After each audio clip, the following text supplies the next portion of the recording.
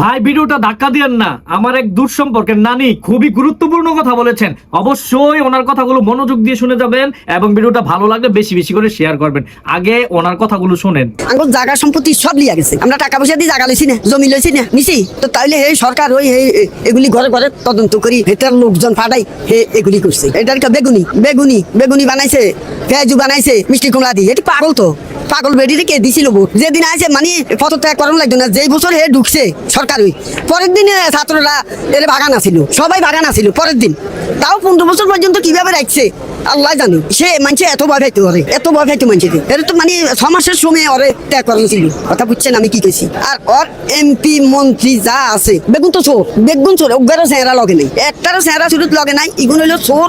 বেগুন জেলখানা তারাকের পাইলে আমি কইতাম একটার অসুবিধা। ইগুন বেগুন এতিয়ে দেখুন মানুষের ফাঁসি দিছে, এতিরে একটা ফাঁসি দিই। হিগারও তো আরো আগে গেতো আমগো দেশে, আমগো বাড়ির লগে কোম্পানিগঞ্জ। গেতো বোধা না, গেতো বড় চোর। ওবায়দুল কাদের খেলা হবে অন গা হলাইছে কা চোর, চোর ফলাইছে কা। আমারে একটু তারেকের বাড়িতে আমার একটু লিয়া যান, তারেকের লগে আমি একটু দেখা করুন। আমগরে রেজাকার কর, হাসিনার লোকে আমগরে কয় রেজাকার। আমরা রেজাকার, আমরা কি কারো চুরি করছি না লুটপাট করছি? আমরা না খাই থাকলেও তো আমরা লুট করি না মানুষের। এরকম এভাবে অত্যাচার করছে গো। খালেদা জিয়ারে শুধু সুই দিয়া মারছে, সুই আছে না।